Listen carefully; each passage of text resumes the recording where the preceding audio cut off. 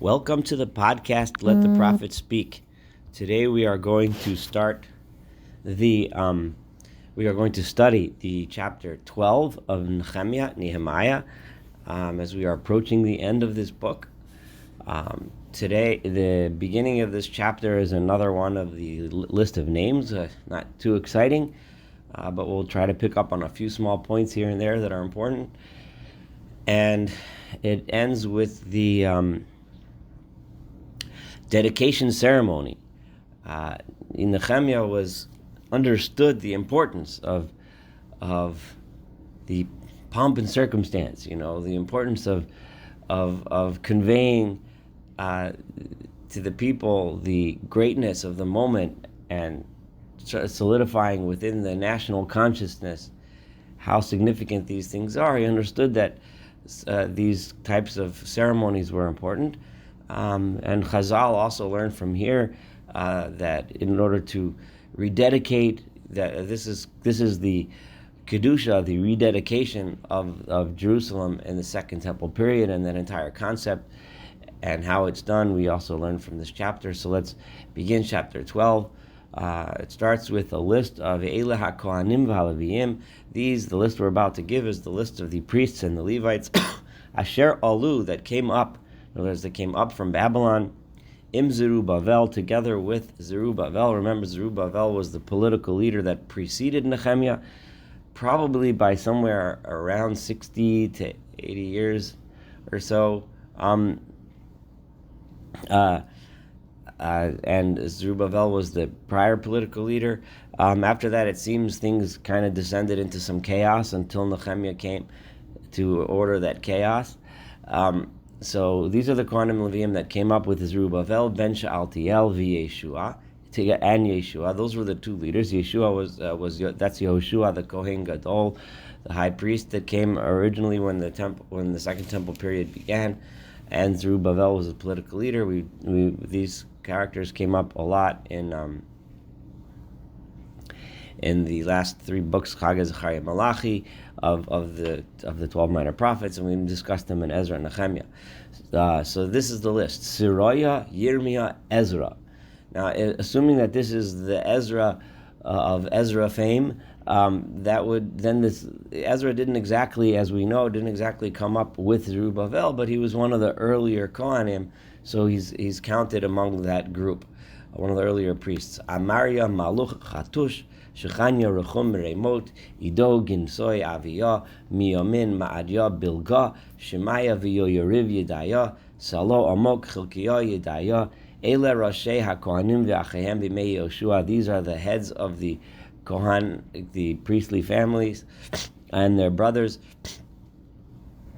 that came in the days of Yoshua, the first high priest in the Second Temple period.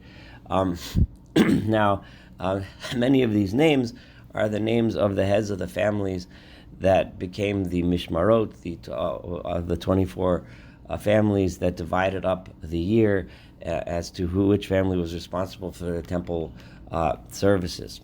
So some of those names might have sounded familiar to those that have studied those names through the Talmud mentions them many times. So now we're up to verse 8, V'Haleviyim, and now we're going to list the Levites and the heads of those families that were the earliest families in the Second Temple period: Yeshua, Binoi, Kadmiel, Sherebia, Yehuda, Matanya, Al Huyedot, Hu Ve'echav. Matanya was the one who was Al Huyedot. Huyedot is an unusual form of the word Hoda'ah, which means to give thanks, and that family was in charge of the giving thanks. That's the generally accepted understanding of that word, whereas Rashi understands it as an instrument that was played while the songs of thanks were being given. The others understand these as the Thanksgiving songs themselves. Uvakbukiya v'uni achehem lenegdam lemishmarot. And then the other families, Bakbukiya and Uni, they served together or opposite the other families as part of their divided groups of responsibility for the the Levite portion of the temple service. Yeshua, and then Yeshua, which this is not the same Yeshua as before, as we know Yeshua is an extremely common name in the Second Temple period. Yeshua gave birth to Yoyakim, Yoyakim holid et Eliashiv, to Eliashiv et Yehoyada. Yoyada holid et Yonatan, Yonatan holid et Yadua. So there, for whatever reason, the text goes off on the lineage of Yadua. Uvimei Yoyakim, and in the days of Yoyakim, Hayu Kohanim Roshei Ha'avot, the Kohanim, the heads of the priestly families, L'Saraya, there was a head to the family of Saraya, Miraya, Yirmiyah, Hananiah. For the family of Yirmiyah, Hananiah was the head.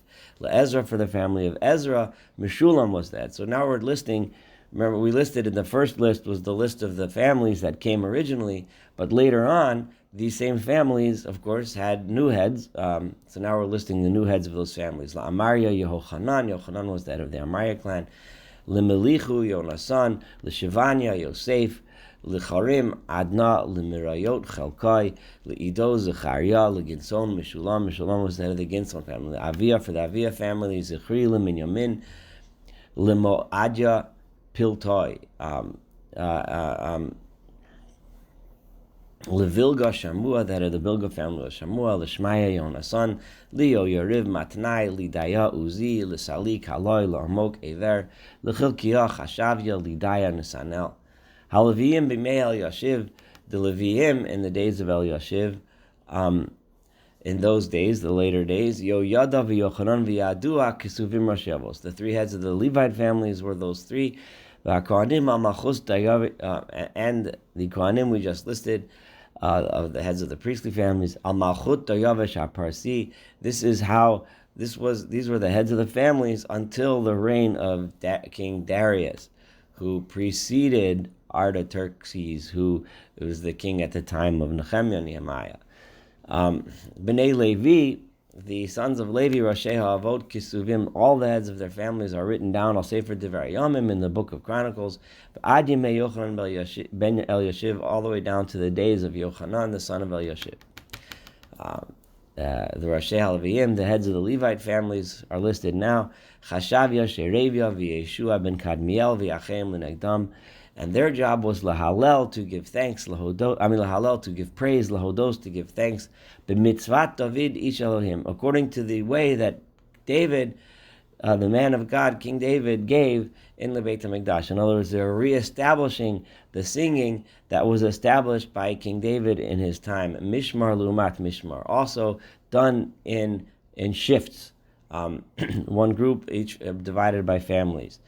Matanya, Uvakbukia, Ovadia, Meshulam, Talmon, Akuv, Shomrim, Shoarim, Mishmar, and then these other families, they were in charge of the gates, also by shifts, Ba'asufei HaShoarim, near the area where the gates, the openings of the gates were.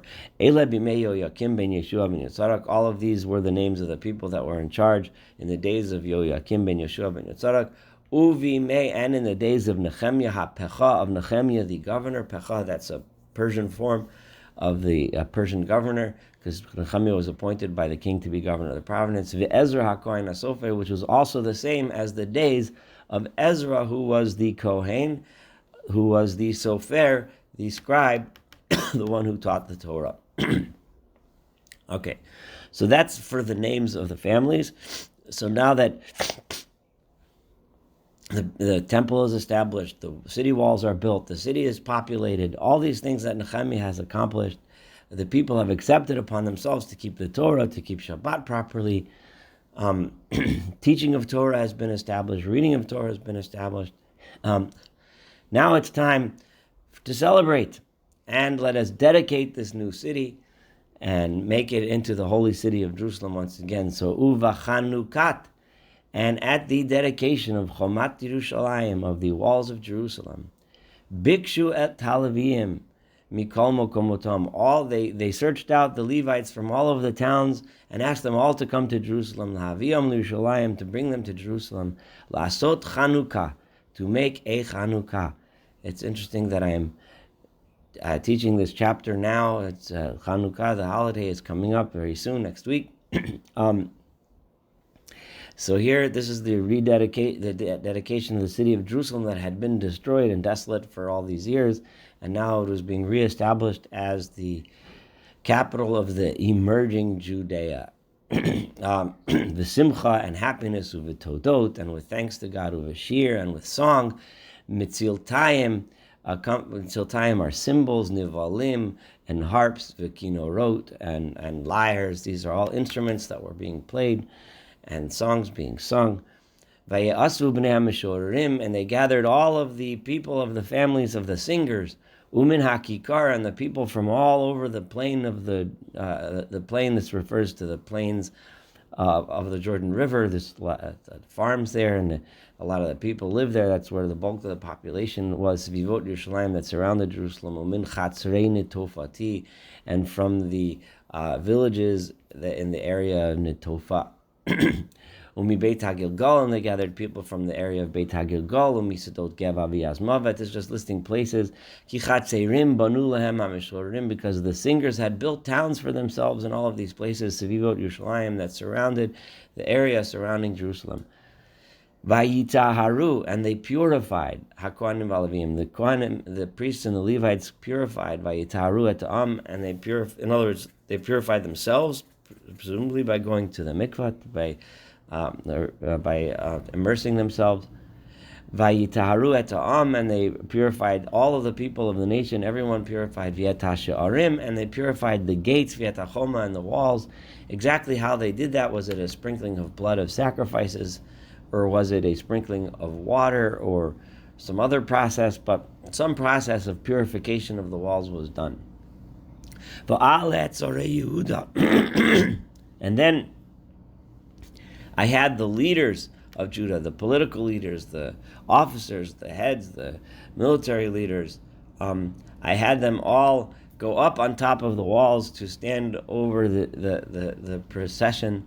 And I stood up two large todot. Literally means thanksgiving, but here it's referring to processions. So these are like choirs. Kind of like you'd have a singing group in a parade. So it's two separate parades of people singing and dancing. So there's the instruments and the singers, and so two large processions of people, v'taluchot, and they had two different paths. Liyamin me'al hachoma l'shar ashbot. One of them went towards the right in one direction, towards the dung gate. And after the singing procession, the next group in that parade route was Hoshaya v'chatzisar Yehuda, was Hoshaya the leader plus half of the leaders of Judah, and Va'azariah, Ezra, Meshulam, Yehuda, Uvinyamin, Ushmaya, V'Yirmiyah. Those were the leaders that followed that parade route. Umibnei HaKohanim b'chatzotzrot, and some of the Kohanim, the young priests, went with trumpets. That was the next group going on that route. Zechariah ben Yonasan ben Shmaya ben Matanya ben Michaya ben Zakur ben Asaf. That's who went that way. V'Yachav and his brothers Shemaiah v'Azarel, Milalai, Gilalai, Ma'ai, Netanel, V'Yehuda, Hanani, and they went b'chlei shir David ish Elohim, with the instruments of David. Does this mean they actually had instruments that had been passed down since David? Maybe, or it just means the instruments like David used to use. V'Ezra Sofer Lifneim, and Ezra the scribe headed that next group. So that is all on this route, V'al Shar Ha'ayin, and along the gate of the spring, or the fountain, V'negdam, and opposite them, Alu al Malot Ir David, they went up on the steps of the city of David, Ma'aleh Lachoma, that goes up towards the wall, Me'al Beis David, above the area of the house of David, the King David. If for those that are familiar with the city of David excavations today, can imagine these things, and the places where they presume and may even have already identified the Beis David, the house of David, the old palace of David in this area, and some of the sources for the location is from this verse, V'yad Shar Hamayim, all the way until the water gate Mizrach, which was in the east. So that was all the people that went on one path. The other path went the other way. So this was Vihatoda Hashenis, the other parade route. The second one, they went in Haholechet Lemol. They went in the opposite direction around the city. Va'ani acher, and I was the leader, the political leader who led that path. V'chatzi ha'am, and half of the public. Me'ala hachoma, we went around the wall. Me'ala migdal hatanurim, we went over the tower of the ovens, presumably a place where some of the sacrifices were cooked. All the way until the broad wall, portions of which can be seen today, the broad wall. Ephraim, and we went over the gate of Ephraim, V'al Shar HaYeshana, and the old gate, V'al Shar HaDagim, and the fish gate, Umigdal Hananel, and the tower of Hananel, Umigdal Hamea. These are all structures along the wall, V'ad Shar Hatzon, all the way until the sheep gate. Many of these gates we mentioned, we talked about when we discussed who built which gates back earlier in this book. V'amdu b'shar hamatara, and we stopped at the gate of the prison, where the prison was. And then we both of these parades stopped at the temple itself. So that's va'ani v'chatzi hasaganim imi, and I and half of the officers were with me. V'hakohanim, and the priests, Eliakim, Maaseya, Minyamin, Michaya, Elioenai, Zechariah, Hananiah, B'chatzos Road, they were with me, and they had trumpets. Umaaseya, Ushmaya, Velazar, V'uzivi, Yochanan, Malkiah, Ve'elam, V'azer, they were also with me. Vayashmiyu HaMeshorerim, and then the singers started to sing. This was after the two groups met. V'Yizrachia HaPokid, and Yizrachia was the leader of the singers. He led all of the singing and the music to coordinate, so that everything was all beautifully coordinated. Vayizbechu bayom, and on that day they brought as sacrifices zivachim gidolim, great sacrifices. Does this mean that the animals or just many? Presumably it means many sacrifices. Ki Elohim simcham, because God had brought happiness to the people. Simcha gedole, great joy. V'gam hanashim v'hayeladim simechu, and also the women and the children celebrated with happiness.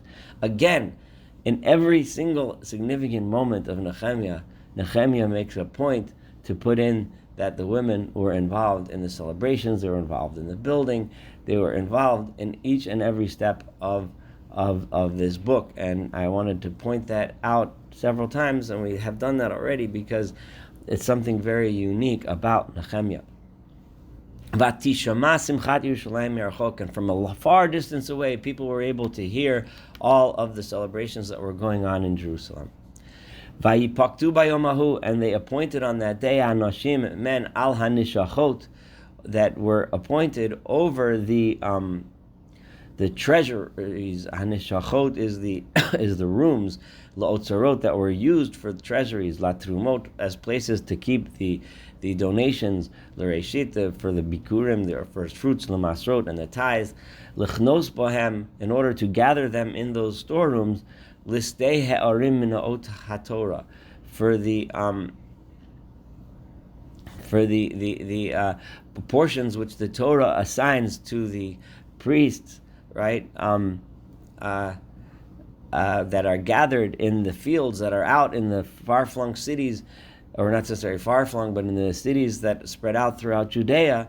Those portions were brought and gathered here in the storerooms, la kohanim v'lalviim, that were brought for the priests and the Levites. Ki simchat Yehuda, because the al kohanim v'lalviim omdim, because the people of Yehuda, of Judah, were very happy with the Kohanim and Levim. This is very important because later on, at other times in history, there may have been a lot of strife between the Kohanim. People didn't necessarily respect the priests or the Levites. The Kohanim, the priests and Levites, many times they were corrupt, but at this point, the people were happy that the priests and the Levites were doing the holy temple functions for them, and the relationship was a happy, grateful one, not one of jealousy and strife, and one group trying to best the other group. And that's so. Therefore, people understood the importance of having those that were dedicated to the temple service, and they brought their gifts happily. That was to change very quickly, which we're going to see in the next chapter 13.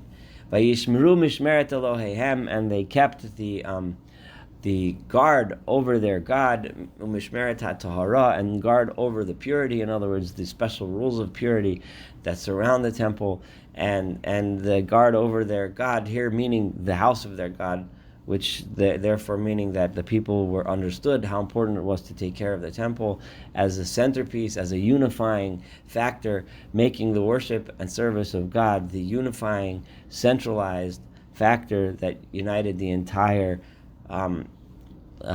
emerging nation, even those that were living outside Jerusalem. HaMeshorim and the singers, Vashorim and the gatekeepers, Kimitzvas David Shlomo Beno, as King David had commanded. Again, Nehemiah is reminding us, and Solomon his son, reminding us of the origins, hearkening all the way back to the history of the beginning of the first temple. The second temple was meant to continue that tradition. Kibi made David, because in the days of King David, Asaph, and the days of Asaph, who was in charge of the singing back in those days, Mikedem in the old days, Roshei HaMeshorim V'Shir Tehillah of all Islam, they were the heads of the singers. They already back then had people leading the singing and leading the songs of praise of God and thanks to God. V'chol Yisrael, and all of the people of Israel, Bimei Zerubbabel, Bimei Nehemiah, in the days of Zerubbabel, the leader, and the one who succeeded him, Nehemiah. Nehemiah definitely is skipping over the corrupt ones that were in between that Nehemiah kind of threw out. But in the days of Zerubbabel, who was a great leader, in the days of Nehemiah, who, in Nehemiah's own words, in Nehemiah's own account, is clearly a great leader and reestablished everything. Nosnim minayot hamishorim. They were giving the portions to the singers, v'yashorim, and to the gatekeepers, v'ayom v'yomo. So they were supported by the people so that they can involve themselves in their holy pursuits.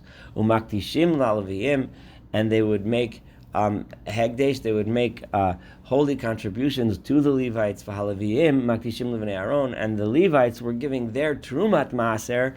Remember, when the people gave the tithes, presumably that's what this Hegdesh here is talking about, tithes to the Leviim, even though halachically it's not per se exactly holy, but it's still like that. And the Leviim would take a portion of theirs, and Maktishim Levnei Aaron would give it to the sons of Aaron. So this concludes Nehemiah chapter 12.